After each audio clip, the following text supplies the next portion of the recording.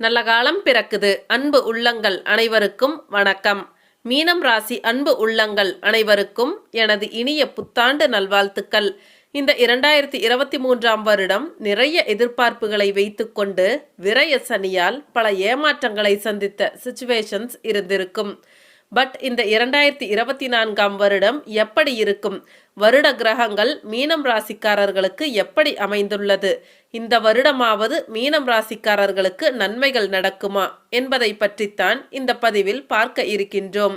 முதலில் எப்பவும் போல மீனம் ராசிக்காரர்களுக்கான குணங்களை பார்க்கலாம். இந்த உலகத்துல இன்னுமே சில நல்ல விஷயங்கள் மாறாமல் இருக்கு அப்படின்னா அது இரக்கம் தாங்க.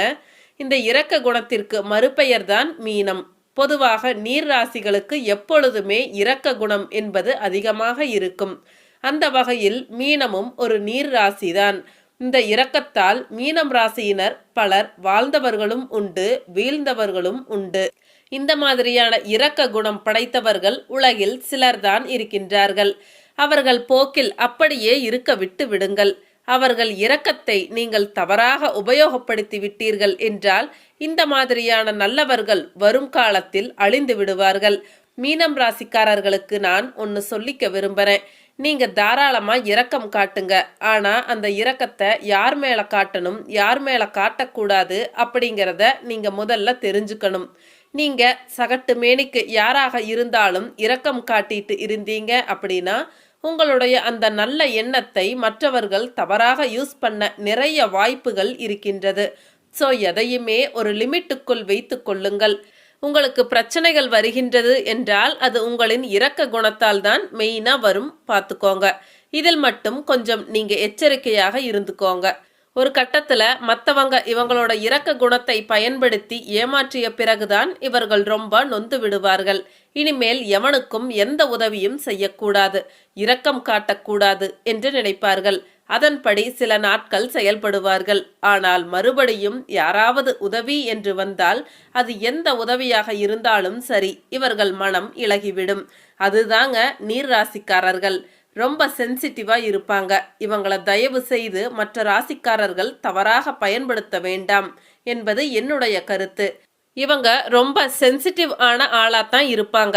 எல்லா விஷயத்திலும் இவங்க அப்படித்தான் இருப்பாங்கன்னு மட்டும் தப்பு கணக்கு போட்டுறாதீங்க.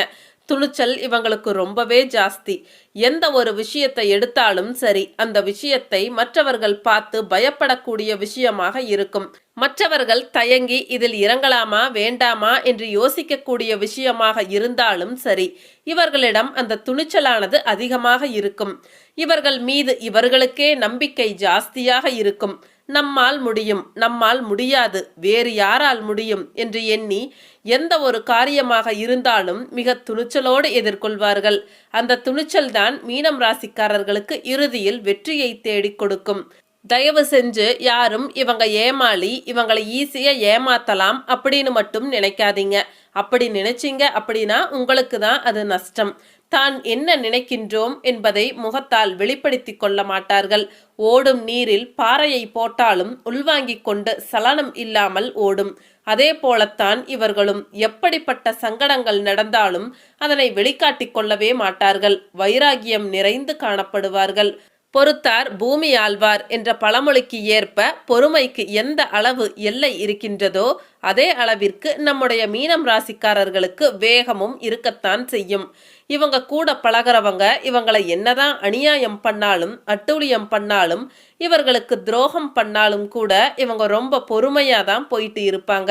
நீ பண்ற அநியாயத்துக்கு நீ ஒரு நாள் அனுபவிப்படா அப்படின்னு சொல்லிட்டு இவங்க நிறைய இடங்களில் பொறுமையாக போய் விடுவார்கள்.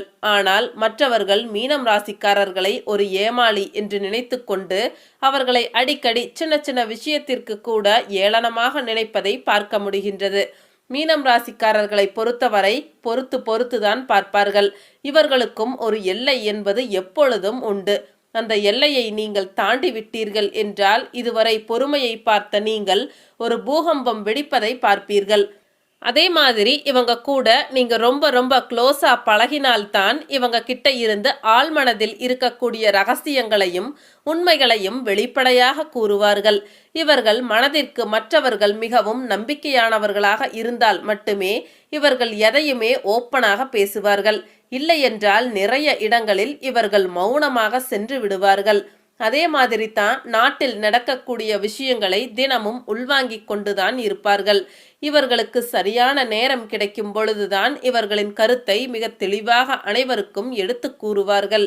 அதாவது ஆன்மீகத்தை கற்றுக்கொண்டு அதை மற்றவர்களுக்கு எடுத்து செல்லக்கூடிய விஷயங்களாக இருக்கட்டும், எதுவாக இருந்தாலும் இவர்களுக்கு என்று ஒரு தனித்தன்மை எப்பொழுதும் இருக்கும். மற்றவர்கள் விரும்பக்கூடிய வகையில் இவர்கள் எந்த ஒன்றையுமே சொல்வார்கள், செய்வார்கள்.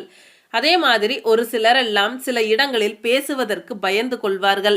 ஆனால் நம்முடைய மீனம் ராசிக்காரர்களை பொறுத்தவரை ஒரு கருத்தில் உண்மை இருக்கின்றது என்றால் அந்த இடத்தில் யாராக இருந்தாலும் எவ்வளவு பேர் இருந்தாலும் மிக தைரியமாக திறமையாக பேசக்கூடிய ஆற்றல் பெற்றவர்கள். அது யாராக இருந்தாலும் பயப்பட மாட்டாங்க. எப்பவுமே உண்மை பக்கம்தான், நேர்மை பக்கமும் தான் நிற்பாங்க. அதாவது ஒவ்வொரு விஷயத்தையும் இவர்களுக்கு உரிய தனித்தன்மையோடு ஆராய்ச்சி செய்து எதையுமே மற்றவர்களுக்கு கூறக்கூடிய பக்குவம் கொண்டவர்கள்.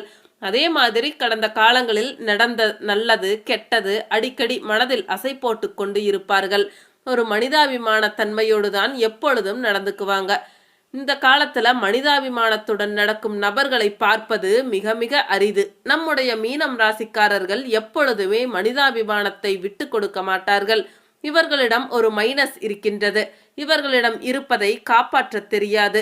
அதாவது இவர்களிடம் பொன் பொருள் இருந்தாலும் சரி, இல்லை வேறு எதுவாக இருந்தாலும் இவர்களுக்கு அதை கடைசி வரை எப்படி காப்பாற்றி எடுத்து செல்வதில் கொஞ்சம் மைனஸ் தான்.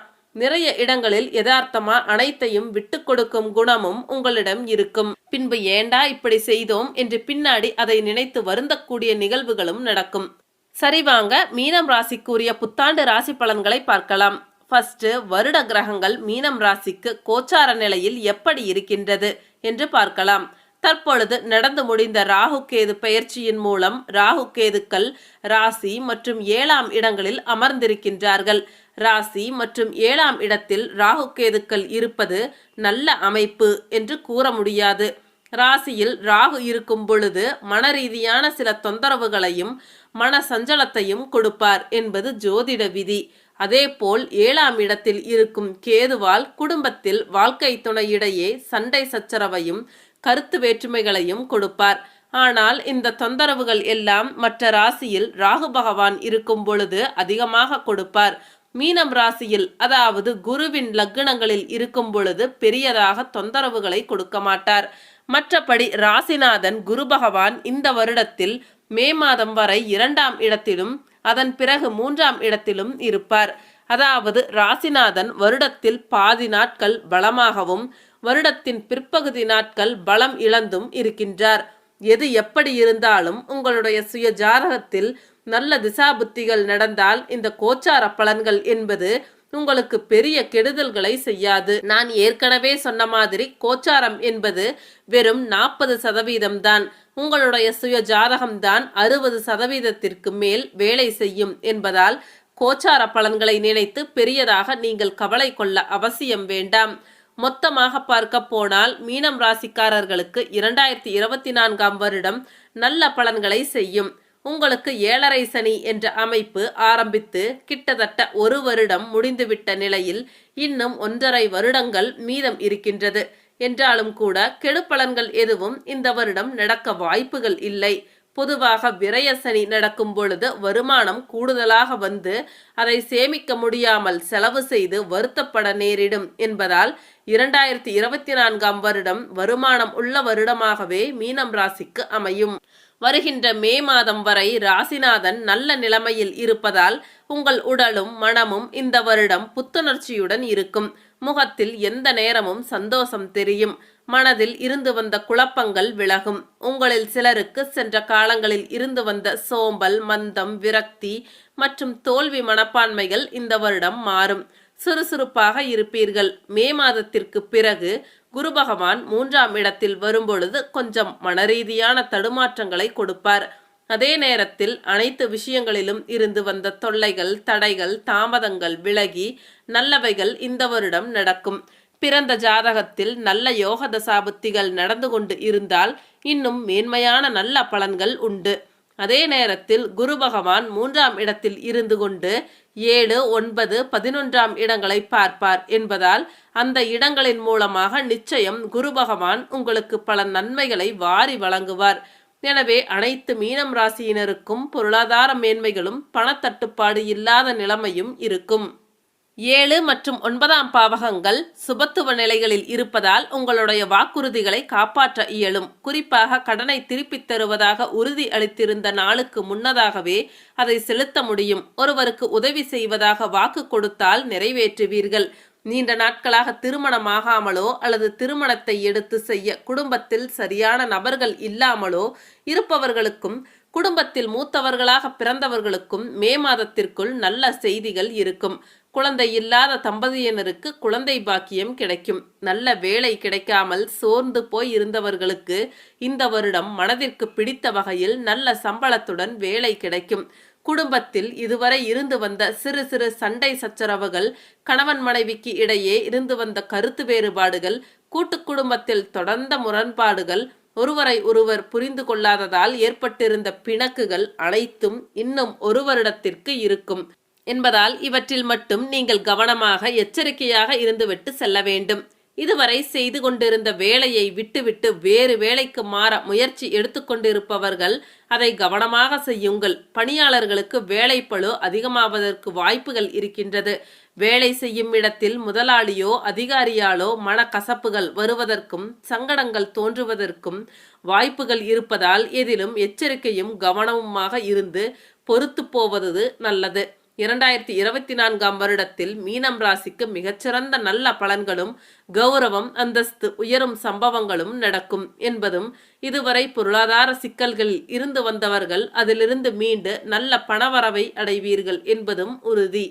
சில நேரங்களில் மன ரீதியான சங்கடங்கள் ஏற்படும் பொழுது தியானம் செய்து கொள்ளுங்கள். அது உங்களுக்கு மன அமைதியை கொடுக்கும். அதே போல வாழ்க்கை துணையிடம் அனுசரித்து செல்லுங்கள். தெய்வத்தின் அருளும் கிரகங்களின் ஆசையும் இந்த வருடம் பரிபூரணமாக உங்களுக்கு கிடைப்பதால் இந்த வருடம் நீங்கள் எடுத்த காரியம் அனைத்தும் வெற்றி பெற்று உங்கள் வாழ்வில் நல்ல ஒரு வருடமாக இது அமையும். மொத்தத்தில் மீனம் ராசிக்கு இந்த புத்தாண்டு நன்மைகளை செய்வதோடு எதிர்கால தேவைகளையும் பூர்த்தி செய்யும். சரிங்க, வீடியோ ரொம்ப லென்த்தா போயிட்டு இருக்கு. மீண்டும் அடுத்த ஒரு பதிவில் உங்களை சந்திக்கின்றேன்.